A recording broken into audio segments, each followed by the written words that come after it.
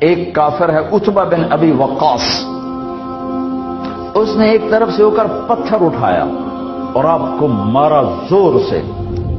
صحابہ کی نظریں تھی تلواروں پر، نیزوں پر، تیروں پر، وہ پتھر نظروں سے نکل گیا، لہذا وہ ان کے اندر کو چیرتا ہوا جا کر میرے نبی کے منہ پر یہاں لگا، اور اب سیدھا پیچھے ایسے گئے، پیچھے یوں، پیچھے ایک کھڈا تھا، وہ یہاں گردن میں لگا، کنارہ تھا، بے ہوش ہو گئے، دانت بھی ٹوٹ گئے، چہرہ بھی خون و خون ہو گیا، اب بے ہوش ہو کے یوں گر گئے. صحابہ نے سمجھا آپ شہید ہو گئے تو سب نے زار و قطار رونا شروع کر دیا. تھوڑی دیر کے بعد آپ کو ہوش آیا تو صحابہ نے عرض کی یا رسول اللہ اب تو ان کے لیے بد دعا فرما دے، وہ نبیوں میں رحمت لقب پانے والا، مرادیں غریبوں کی برلانے والا، غریبوں کا والی، یتیموں کا مولا. تو اب تو حق تھا کہ آپ بد دعا کرتے. یہ سامنے امت نہیں ہے، قاتل کھڑے ہیں کافر. آپ نے ہاتھ اٹھائے، صحابہ سمجھے کہ ہوں انہاں دے بیڑے بٹ گئے. اللہم اغفر لقومی فإنہم لا یعلمون، اللہ میری قوم کو معاف کر، انہیں میرا پتہ کوئی نہیں ہے. دیکھو میرے بھائیو، جس نے کافروں کے ساتھ یہ ہمدردی کے قتل کرنے والوں کے لیے دعا مانگی، تو مسلمان ہو کر ایک دوسرے کو سلام کرنا چھوڑ چکے، ایک دوسرے کے پیچھے نمازیں پڑھنا چھوڑ چکے، ایک دوسرے پر کفر کے فتوے لگا کے بیٹھے ہوئے. مجھے بتاؤ تم میرے نبی کے ساتھ کیا کر رہے؟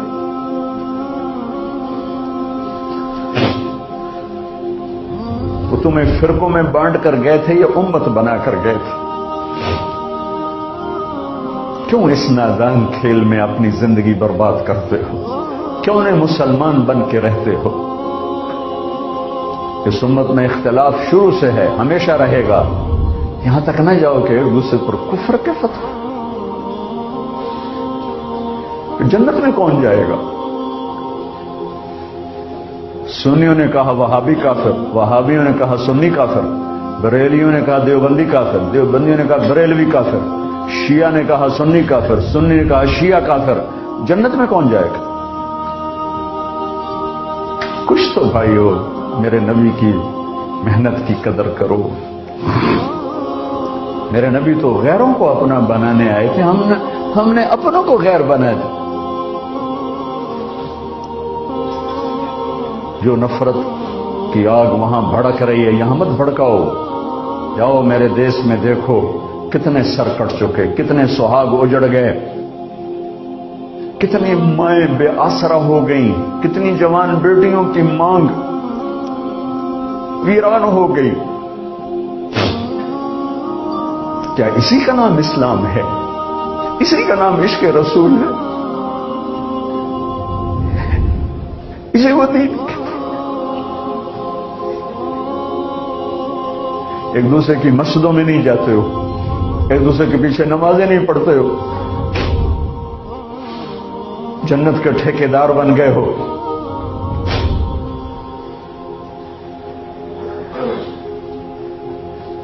میرے نبی تو عبداللہ بن ابی کا جنازہ پڑھانے کھڑے ہو گئے تھے،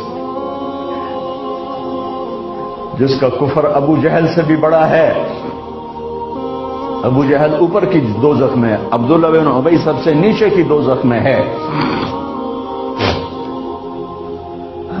ان کے بیٹے آئے، یا رسول اللہ میرا باپ مر گیا ہے، اپنا کرتا دے دیں گے، میں اس کو کفن دے دوں. ہم نے کہا لے لو.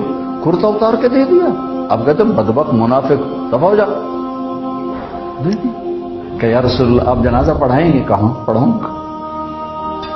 باقی منافقوں کا تو کسی کو پتہ نہیں تھا سوائے اللہ کے نبی کے، لیکن عبداللہ بن ابی کا منافق ہونا تو سب کو معلوم تھا. آپ جنازے کے لیے عمر سامنے آ گئے، یا رسول اللہ یہ کون ہے؟ تو مجھے پتا ہے کون ہے، تو آپ اس کا جنازہ کیوں پڑھا؟ کہ شاید اللہ معاف کر. کہ عمر پیچھے ہٹ جا، مجھے پتا ہے یہ کو، میرے اللہ نے کہا ہے تو ان کے لیے دعا کر یا نہ کر، میں معاف نہیں کروں گا. میں کرتا ہوں، شاید اللہ معاف کر دے. پھر فرمایا کہ میرے اللہ نے کہا اگر تو 70 دفعہ بھی ان کے لیے دعا کر تو میں معاف نہیں کروں گا. اگر میرا اللہ کہتا اے میرے محبوب اگر آپ 70 دفعہ اس کے لیے دعا کریں گے تو میں معاف کر دوں گا، تو میں اس کم وقت کا 70 دفعہ جنازہ پڑھا دیتا۔ مجھے بتاؤ تم کہاں سے یہ دین لے کر آئے ہو جس میں تم فرقوں میں بٹ گئے ہو، نفرتوں کی آگ تمہیں لگا دی ہے، یہ کہاں سے اسلام آیا ہے؟ میں تمہیں اللہ اس کے رسول کا واسطہ دیتا ہوں، امت بن کے رہو، مسلم بن کے رہو، کوئی گنجائش نہیں، اپنے اپنے عقیدے پر پکے رہو، دوسرے کے لیے گنجائش رکھو۔ کیوں اس قدر ظلم و ستم ڈھائے ہوئے ہیں؟ میں نیا تبلیغ میں گیا، کالج سے نکلا، ہماری جماعت ایک گاؤں میں گئی، ایک مسجد میں، تو امام صاحب آئے، ہمیں ماں بہن کی گالیاں دی اور ہمارے بستر اٹھا کے باہر مسجد دھوو، کتے اندر واڑ آئے۔ میں حیران پریشان، میں تو کوئی نہیں جانتا تھا کہ مذہب کیا ہوتا ہے، فرقے کیا ہوتا ہے، میں تو کالج میں گانے والا تھا، ناچنے والا تھا، جنید جمشید کی طرح، مجھے تو دین کا پتہ تبلیغ سے پتہ چلا۔ میں حیران پریشان کہ یہ مولانا صاحب کہہ رہے ہیں کہ یہ گستاخ رسول ہیں،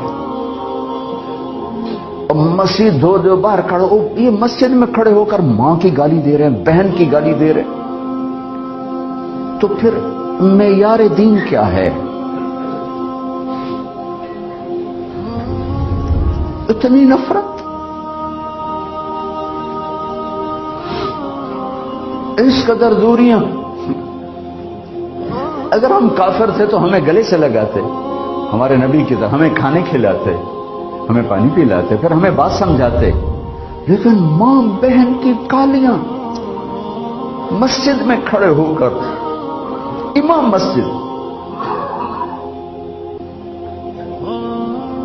ہم پنجاب کے ذمہ دار ہیں، گالی دینا ہماری سرشت میں ہے، لیکن مسجد میں کانپ جاتے تھے کہ کسی کو الو کا پٹھا بھی کہہ دیں۔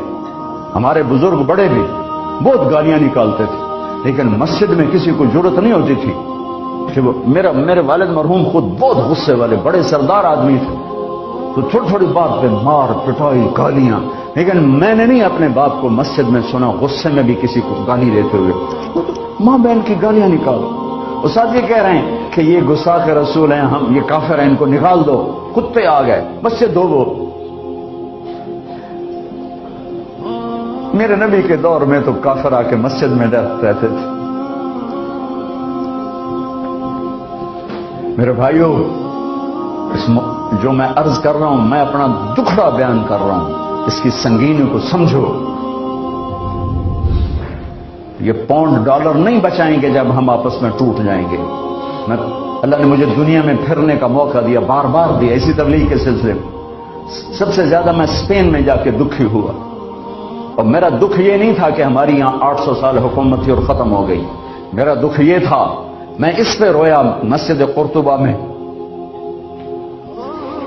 کہ جس وجہ سے اسپین تباہ ہوا، وہ ساری وجہ میرے دیس پاکستان میں موجود ہے اس وقت، اور ہوش نہیں ہے کسی کو۔ مذہب پر لڑائی، سیاست پر لڑائی، دین پر نفرت، سیاست پر نفرت، قوم پہ نفرت، صوبے پہ نفرت، پیشے پہ نفرت، نفرت نفرت نفرت۔